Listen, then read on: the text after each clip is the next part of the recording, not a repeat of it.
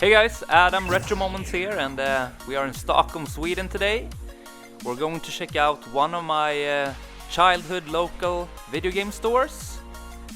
They recently moved into the city. They used to be outside the city before.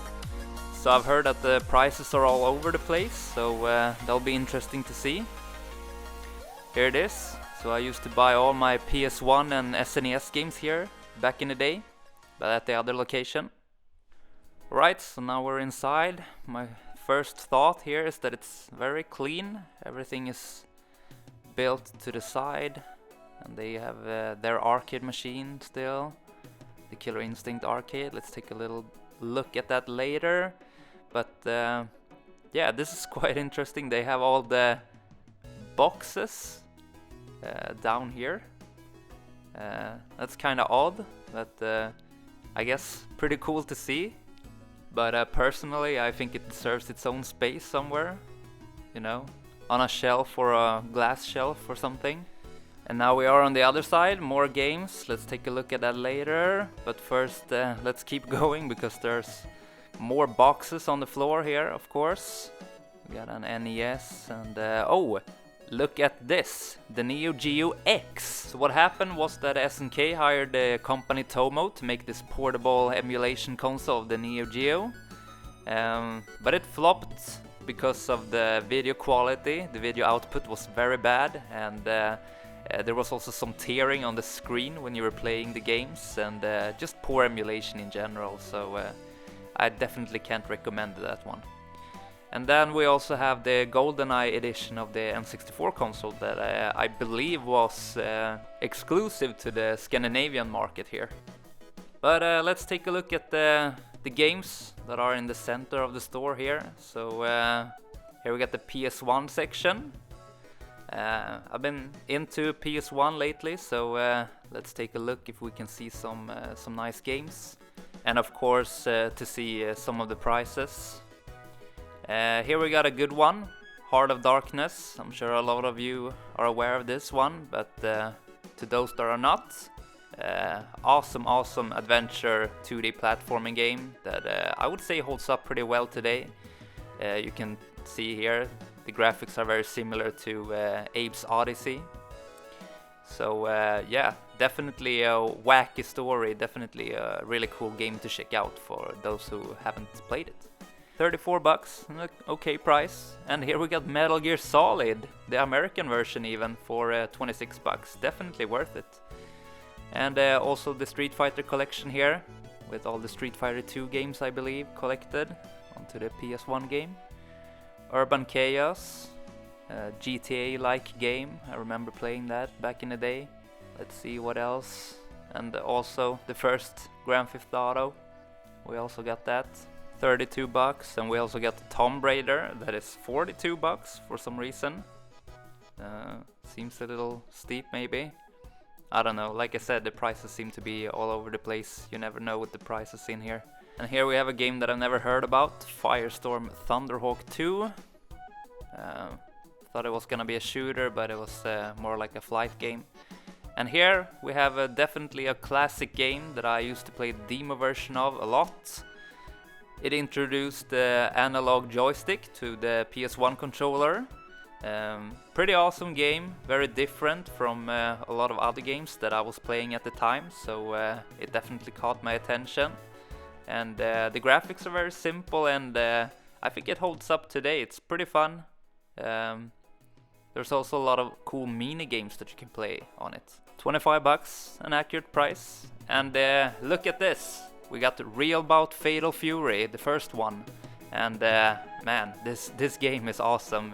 One of my favorite 2D fighting games. I've had a lot of fun with this, playing with friends, so definitely check this one out. And that's also another alternative to playing the NEO GEO games. Just play the PS1 ports, get the PS1 ports. They're pretty accurate, they work well. They're not as good as the NEO GEO games, obviously, but they're still good ports, you know. Much better than playing on that NEO GEO X console.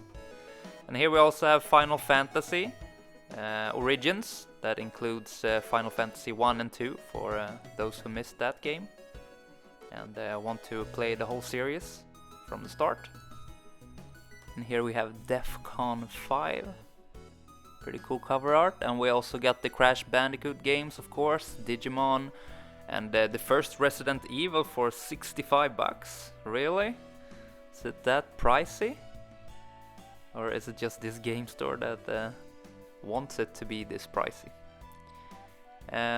Let's see, Caesar's Palace. We got Tony Hawk's Pro Skater 3, a really good game.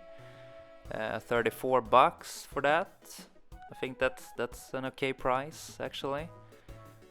And what else do we have here? A lot of sports titles also, of course. But here we have another fighting game that started on the PS1, Dead or Alive.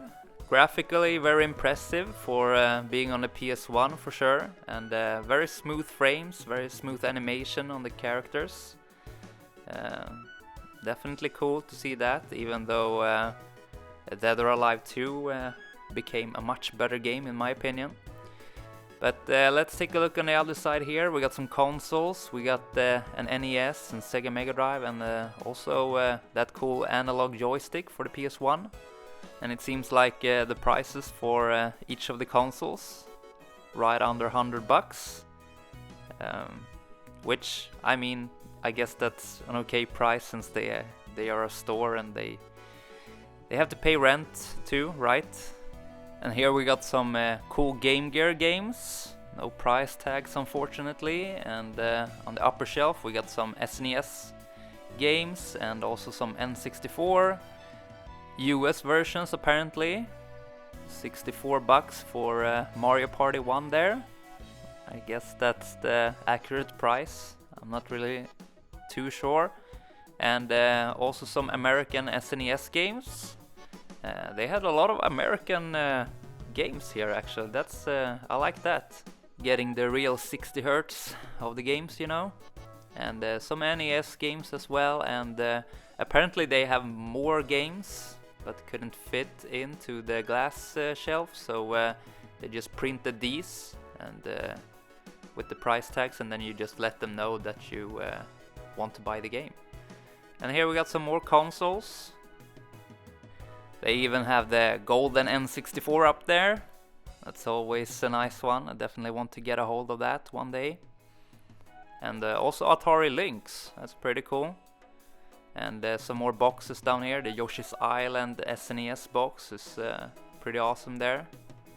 It's not every day you see that. I think it was exclusive to Europe as well. Alright, so let's keep going here. We got some board games on this side apparently. Gotta branch out to have more customers in here, and here it is, the Killer Instinct arcade cabinet.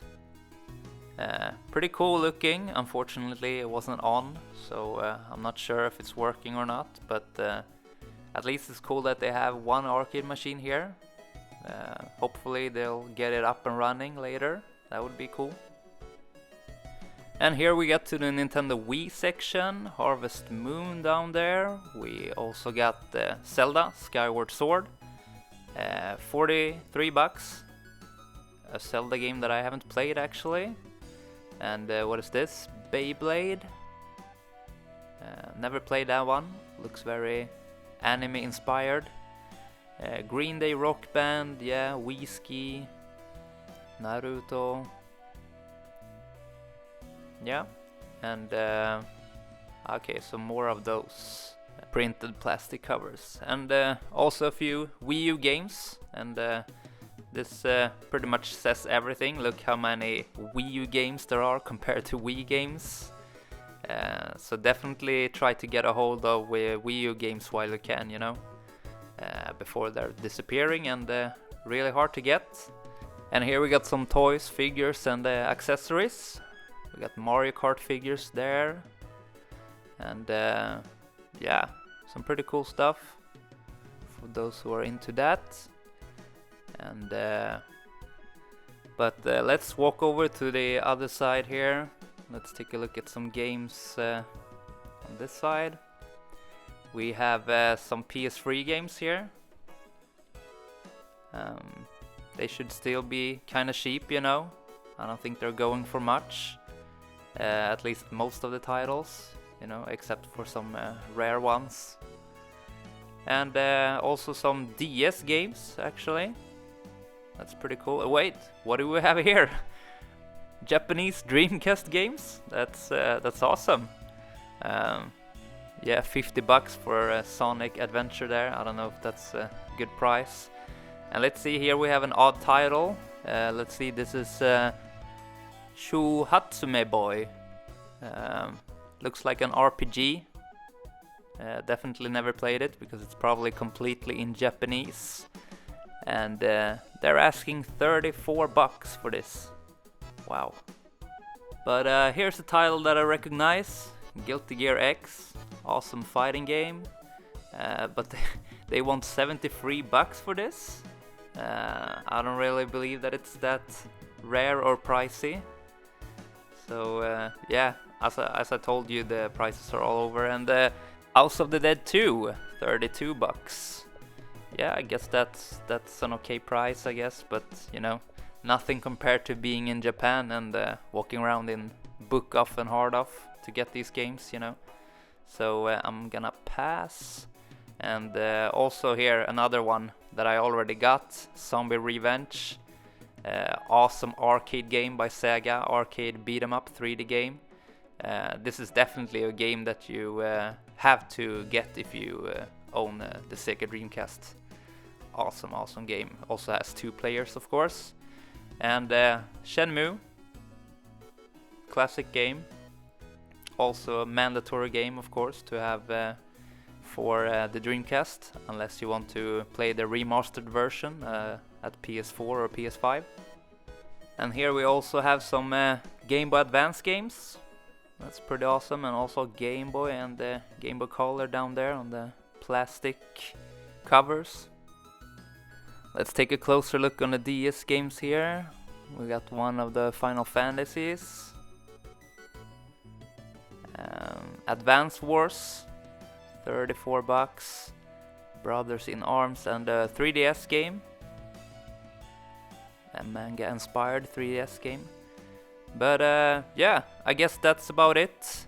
Unless you guys want to see the board game section, but I don't think so, since this is a retro gaming channel, you know. Yeah, that's the store. Let's head out. So yeah, definitely some nice surprises. And oh, also here we got some more games, of course. Some window shopping. N64 boxed, Violet Wars, the big box for the N64, and look at that PS1 sign, awesome. Of course you gotta put some retro games to make people come inside and visit you, you know. So yeah, that's it, GameShop.se. Definitely like that they had a lot of American games, and also cool to see some Japanese games. But until the next time, guys, see you the next time, have a good one.